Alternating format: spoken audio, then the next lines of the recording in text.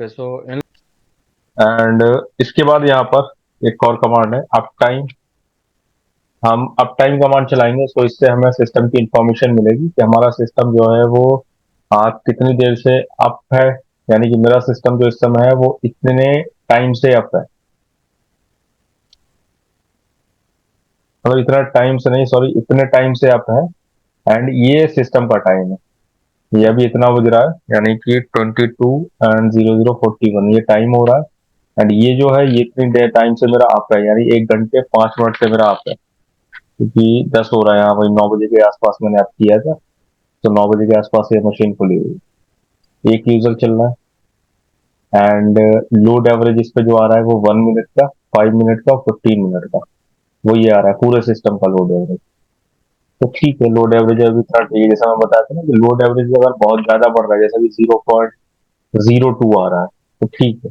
अब ये आपका 20-50% जा रहा है, तो वो थोड़ा सा इशू कर सकता है। बट हाँ, वैसे ठीक।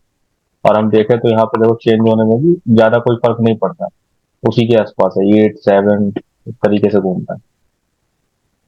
अब टाइम से आप यहाँ पर अपने यूजर की इंफॉर्मेशन देख सकते हैं। अगर आपको अपने सिस्टम में अपने प्रोसेसर की इंफॉर्मेशन देखनी है तो आप LSCPU कमांड चला सकते हैं। तो ये आपको प्रोसेसर की इंफॉर्मेशन देगा। ये कमांड जो स्टार्ट हुई वो यहाँ से हुई। इसमें आर्किटेक्चर दिखा रहा है कि 32 बिट 64 बिट दोनों को सपोर्ट कर रहा है। एड्रेस साइज दिखा रहा है प्रोसेसर का इतना साइज का होता है। Okay. But byte order little Indian, okay. CPU दिखा रहा है यहाँ पे, ये सीपीयू लगा है। वेंडर आईडी इंटेल का है प्रोसेसर। मॉडल नंबर तो ये इंटेल का Core i5 है, 11 जनरेशन। एंड इसकी जो क्लॉक स्पीड है वो इतनी है, 3.10। सीपीयू फैमिली ये है। एंड मॉडल इसका ये है, थ्रेड पर कोर ये है। इसका कुछ चीजें ऐसी भी होंगी जो प्रॉपर नहीं होगी कि VMware पे चल रहा है, तो VMware के अकॉर्डिंग मिलेगा। बट रियल केस में वो चीजें भी प्रॉपर मिलेंगी, जैसे ये सब तो ठीक है। और हाँ, कुछ चीजें यहाँ पर जो आपको जैसे ये थ्रेड पर कोर दिखा रहा है, ये चीज ये सब ठीक नहीं है। तो रियल केस में मेरे थ्रेड पर कोर दो है।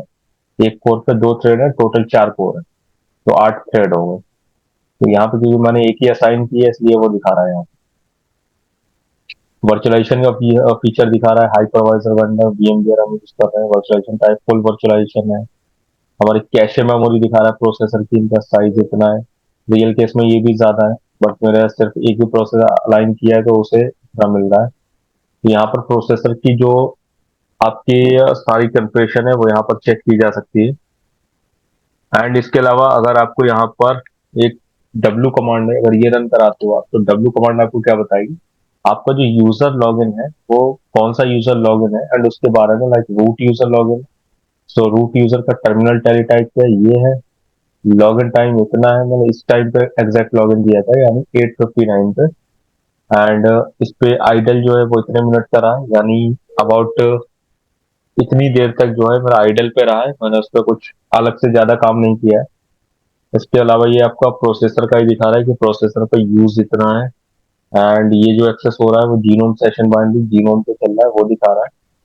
अगर मैं यहाँ पर -F करूं, तो एफ अभी नॉर्मल दिखा रहा है। बट अब मैं एक चीज और यहाँ क्या देख सकता हूँ। मान लेते हैं कि मेरे पास ये दूसरी मशीन है यहाँ पर, एक ये तो सर्वर मशीन थी। दूसरी मशीन पे आता हूँ। एंड यहाँ से हम इसका रिमोट लेते हैं। ये क्लाइंट मशीन है, देखो। एंड हम यहाँ पर SSH space, I think root वहां पे अलाउ किया, मैं नहीं किया, एक बार करके देखते, रूट IP एड्रेस। तो IF कॉन्फ़िग एंड स्पेस पर एंटर। यस, रेड है। तो परमिशन देना है, आई थिंक मैंने इसे अलाउ नहीं किया यहाँ पे। तो win space UTC and space UTC SSHD config. जिसमें अगर मैं नीचे जाता हूँ, सो परमिट रूट लॉगिन, तो यस कर दो, save. and system CTL, restart, SSHD, service, and now if I will try to access this machine,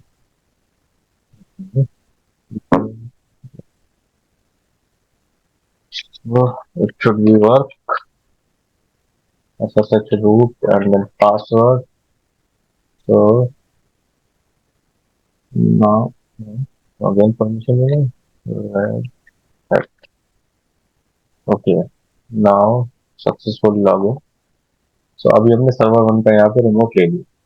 अब मैं अपनी ओरिजिनल मशीन में जाता हूँ यहाँ पे, एंड यहाँ पे जाने के बाद मैं कमांड चलाता हूँ। क्या कमांड थी? नॉर्मल डब्ल्यू चलाओगे तो यहाँ पे आपको देखो नॉर्मल डब्ल्यू में ये दिखा रहा है कि आपका एक तो रूट चल रहा है यहाँ पर, ये TTY2 पर, एक PTS3 पे चल रहा है। अब मैं अगर डब्ल्यू स्पेस हाइफन एफ करता हूँ तो यहाँ पे इंफॉर्मेशन और ज्यादा दे रहा है। क्या दे रहा है यहाँ पे? कि रूट चल रहा है PTS3 पे तो चल रहा है, ठीक है, बट ये चल कहाँ रहा है? जैसे ये तो मेरा TTY2 सेम, मतलब मेरी सेम लोकल मशीन के अंदर, बट ये कहाँ चल रहा है? इस आईपी पे चल रहा है। ये उस क्लाइंट मशीन का आईपी, रिमोट लिया किसने। तो अगर आपको कभी ये पता करना है कि आपका रिमोट किसने ले रखा है, तो आप इस कमांड से पता कर सकते हो, डब्ल्यू स्पेस हाइफन एफ से। जैसे वैसे मेरा रिमोट ले लिया, मुझे यहाँ कहीं नहीं दिख रहा है कि मेरा रिमोट किसने लिया है, और ना तो आपसे कोई परमिशन यहाँ मांगता है कि आपने बस अलाउ हो रखा हो, ऑटोमेटिकली कोई भी रिमोट ले सकता है। तो आप यहाँ इस कमांड से चेक कर सकते हो कि आपका रिमोट किसने लिया है या फिर नहीं लिया, तो वो चीज हमें दिख जाएगी। एंड हमें इसके अलावा यहाँ पर जब आपने ये दिख रहा है, साथ में क्या दिख रहा है कि लॉगिन किस टाइम हुआ था, किस टाइम ये रिमोट लिया गया था, वो भी दिख रहा है। आइडल कितनी देर का था, या फिर उसका क्या यूज हो रहा है, मतलब कितना ज्यादा लोड हो रखा है, वो चीज भी यहाँ दिखेगी। राइट, अगर आप इसे क्लोज करना चाहते हो इस कनेक्शन को, तो आप क्लोज भी कर सकते हो।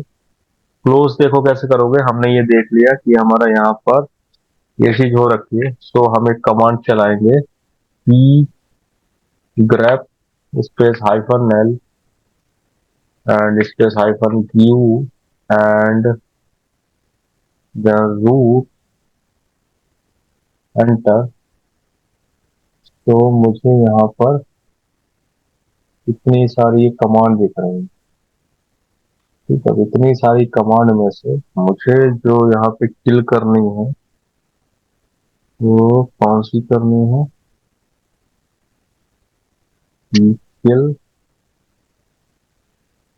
बस मैंने, तो फिर अगर किसी और यूजर का होता तब तो हम पी किल कर सकते थे, तो उसके नाम से भी हो जाता, बट यहाँ पे मेरे रूट का ही है। तो रूट का अगर मैं करके देखूं तो हम कैसे करके देखें, तो ये करते हैं, अगर मैं यहाँ पे